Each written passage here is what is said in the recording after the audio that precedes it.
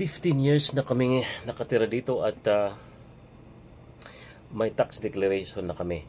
Pwede ba naming mapatituluhan ang lupa? Magandang araw mga kabalaod. May isang follower ako na nagtanong sa akin tungkol sa lupang tinitirahan nila. Sabi niya, Attorney, mahigit 15 years na po kaming nakatira sa residential lot namin. May tax declaration na rin po kami. Wala lang po kaming titulo. Posible po bang mapasamin at mapatituluhan ang lupang ito? Sa follower na ito, magandang tanong po. At sigurado ako, hindi lang siya nag-iisa sa tanong na ito. Maraming pamilyang Pilipino ang, I think, ganito ang sitwasyon.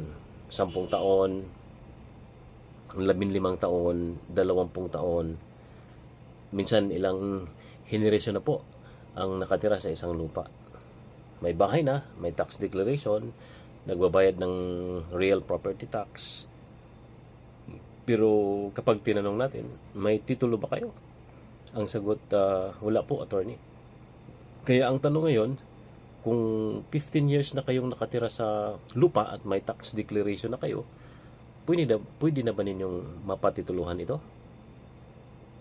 Ang sagot natin ay yes, posible, Posible. Pero hindi automatic. At dito, pumapasok ang isang batas na hindi alam ng maraming Pilipino. Ito yung Republic Act number 10023, the Residential Free Patent Law. Bakit mahalaga ang 15 years? Well, balikan natin ang follower natin. Sabi niya, 15 years na silang nakatira doon. Mahalaga ba yon? Yes, mahalaga yon. Dahil sa Residential Free Patent Law, isa sa mga mahalagang requirements ay yung actual residence at hindi lang actual residence but continuous possession and occupation under a bona fide claim of acquisition of ownership for at least 10 years, personally or through predecessors in interest. So yan, yung kano natin. So kailangan dito may bona fide claim of acquisition of ownership for at least 10 years, personally or through predecessors in interest. Ang follower natin, sabi niya, 15 years. Kaya kung totoong 15 years na silang continuously residing and possessing the property, ma-satisfy, na-satisfy na nila ang 10-year requirement. In fact, mahigit pa.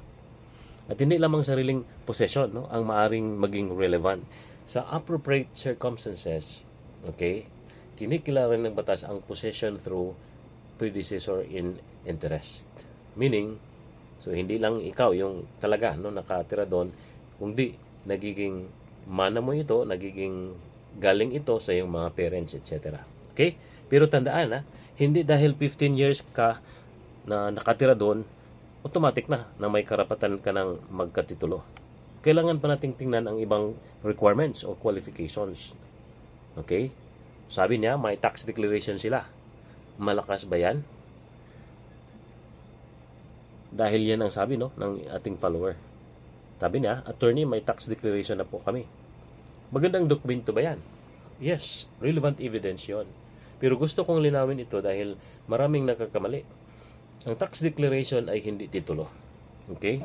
Hindi porket nakapangalan sa iyo ang tax declaration ay conclusively established na ikaw ang owner. Totoo, relevant evidence yon sa assessment ng inyong claim at possession, particularly when considered together with other evidence. Kaya sa follower natin, maganda na may tax declaration kayo. Pero tandaan mo, hindi pa doon nagtatapos ang proseso. Sa katunayan, kasama sa DNR material ang tax declaration at proof of payment of taxes sa mga dokumentong maaaring gamitin sa initial verification ng lupa. So, ang pinakamahalagang tanong ngayon, anong status ng lupa? So, ito ngayon ang pinakamahalagang bagay na dapat malaman ng follower natin. Bago natin itanong, 15 years na ba? Bago natin itanong, may declaration ba? May tax declaration ba? Okay? May mas fundamental na tanong. Ano ang legal status ng lupa? Dahil hindi lahat ng lupang walang titulo ay pwedeng ipa-residential free patent. Ang residential free patent ay para sa qualified, alienable, and disposable public land na ginagamit at classified ito, okay, or zoned for residential purposes, subject sa requirements of law. Okay? Kaya kailangan malaman, title na ba ang lupa? May ibang claimant ba? Alienable and disposable ba ito? Residential ba ang zoning nito? Ito mismo ang dahilan kung bakit sa DNR procedure, isa sa unang ginagawa ay verification kung ang lupa ay titled or untitled, kung claimed by others, at ang land classification status nito, ano? Okay? Alienable ba siya or disposable? Okay? Kaya sa follower natin, huwag muna kayong gumastos ng malaki. Dalhin ninyo ang tax declaration ninyo, yung lot number kung meron kayo, survey documents at iba pang records, doon sa concerned Sindro or Pindro DNR at ipa-verify muna ang status ng property. Okay? So, ito pa. Sino ang qualified na mag-apply ng residential free patent? So, ito, isa pang requirement, kailangan natin na maintindihan. Ang applicant ay kailangang Filipino citizen. Ayon sa DNR, maaring mag-avail ang natural born at saka naturalized Filipino citizens. Okay? At kailangan ding ma-establish ang required period of actual residence and continuous position, okay, and occupation. So sa application requirement natin mismo, hinihingi ang affidavit ng dalawang disinterested persons. Okay? Kapitbahay, for example, no? Kapitbahay ninyo, mga tao na hindi related sa inyo, yung mga disinterested persons residing in the barangay kung saan located ang property. Okay? So ano ang kailangan kinatutunayan? Na ang applicant personally or through predecessors in interest ay actually resided on and continuously possessed and occupied the property under a bona fide claim of acquisition of ownership for at least 10 years. Okay? Kaya kung 15 years na kayo, itong follower natin, potentially, pasok kayo sa period requirement, no? Pero, kailangan tong suportahan ng ebidensya. Okay? So, siguro, ang susunod na tanong natin, gaano kalaki ang pwedeng ipapatent? Okay? So, dapat naintindihan natin. May maximum area rin, no? Ito ay kung, for example, highly urbanized cities, kung highly urbanized cities, 200 square meters lang, no, ang dapat ma-free patent natin. Sa other cities naman, yung hindi highly urbanized cities, 500 square meters. Okay, 500 square meters. Ngayon, dun sa first and second class municipalities, 750 square meters. At saka yung other municipalities, 1,000 square meters. So, ito ang maximum areas reflected, no, doon sa batas natin. Kaya hindi rin tama ang thinking na 15 years na kami rito, kaya lahat ng 3,000 square meters pwede naming ipa-residential free patent. Okay? So may statutory limits, kung baga. So ano ang mga kailangang ihanda, no, para sa ating follower na nagtanong sa atin at sa iba na rin na gusto magkatitulo sa kanilang lupa? Kung lumabas na sa verification na qualified ang property, sa kanino ihanda ang mga requirements. Kabilang dito ang, okay, una, yung proof of claim or ownership, no? Proof of claim or ownership, no? Yan yung ano ninyo. For example, may deed of sale kayo. Like for example, kung namana ninyo yan, so may ano diyan, may tinatawag natin, no, extrajudicial settlement, no, estate for example.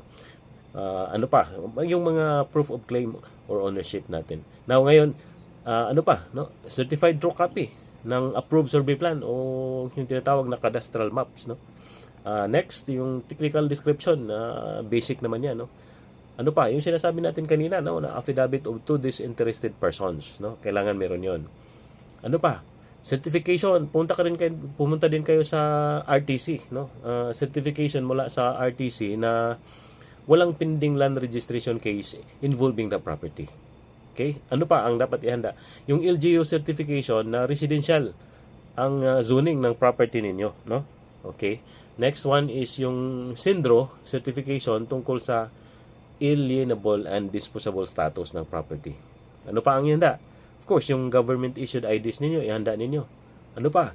Photographs ng lupa at bahay.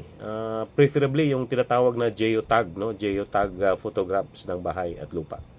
Ito ang mga pangunahing dokumentong nakalista, no, sa DNR procedure na of course nalaman natin. Kaya hindi ito may tax declaration ako, punta ako sa Registry of Deeds bukas, bigyan niyo ako ng titulo, yan na. No, hindi.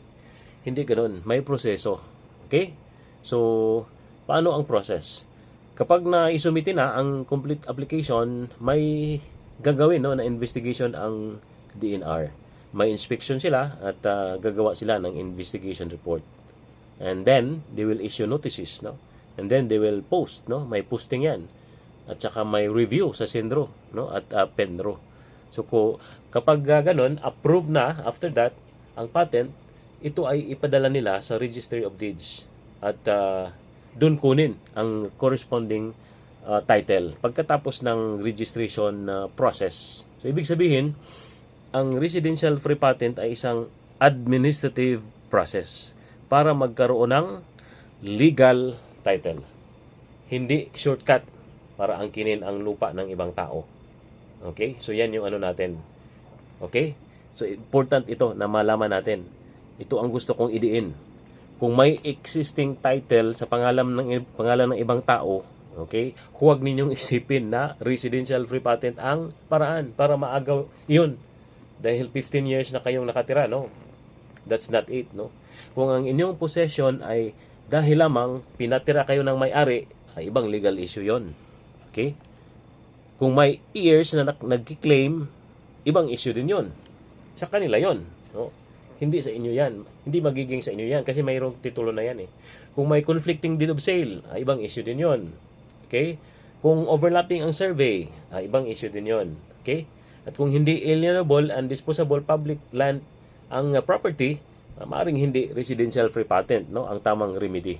Kaya lagi kong sinasabi, land cases are document cases. So huwag puro sabi ng lolo ko, sabi ng kapitbahay ko, kasi yan, kalimitan ng followers ko magaganon eh. Sabi ng lolo ko, sabi ng kapitbahay ko, matagal na kasi kami dito, attorney. No, walang ganyan. Tingnan natin ang records. Okay? Kaya doon sa follower natin na nagtanong, attorney, 15 years na kaming nakatira sa residential lot at meron na kaming tax declaration. Maari ba naming mapatituluhan? So, So, ito ang sagot ko. Posible. At worth it na ipa-verify ninyo. Okay? Ang 15 years na position ay potentially significant dahil lampas ito sa 10-year requirement. Ang inyong tax declaration ay relevant supporting evidence. Pero, hindi pa sapat ang dalawang iyon. Okay? Again, at ulitin ko, pero hindi pa sapat ang dalawang iyon para sabihing automatic na entitled na kayo sa titulo. Gawin niyo, ipa-verify muna sa DNR kung qualified ang lupa under RA number 10023. At ito ang tandaan, 15 years of possession plus tax declaration is not automatic ownership. Okay? So, tandaan natin yan. Pero kung qualified ang lupa, qualified ang applicant, mapapatunayan ang required possession, at kumpleto ang requirements, maaring ang residential free patent ang paraan para ang matagal ninyong tinatawag na bahay namin ay magkaroon na rin ng titulong kinikilala ng batas. Okay? Kaya kung may kakilala kayong 10, 15, 20 years nang nakatira sa isang residential lot, pero wala pa rin titulo, i-share ninyo ang video na ito. Baka isang simpleng share ninyo ang maging dahilan para malaman ng isang pamilyang Pilipino na may legal na prosesong maaari nilang pag-aralan. At kung may ganitong sitwasyon kayo, comment kayo doon. Attorney, ilang taon na kami dito, at sabihin ninyo kung may tax declaration, may survey o iba pang dokumento kayo.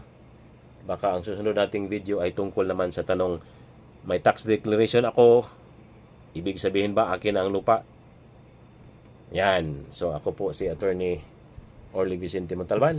Alamin ang batas, ayusin ang dokumento, protektahan ang iyong tahanan at ari-arian. Maraming salamat po.